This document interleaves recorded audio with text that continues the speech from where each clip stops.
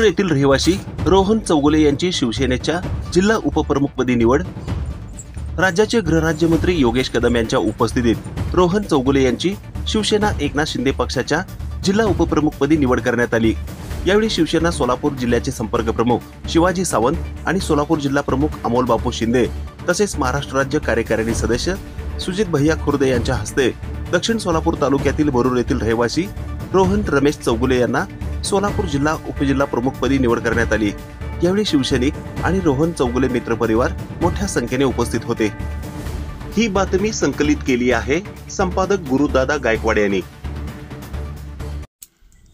ताज्या घडामोडी पाहण्यासाठी आजच महाराष्ट्र सुखदेव न्यूज या YouTube चॅनलला लाईक आणि सबस्क्राइब करा।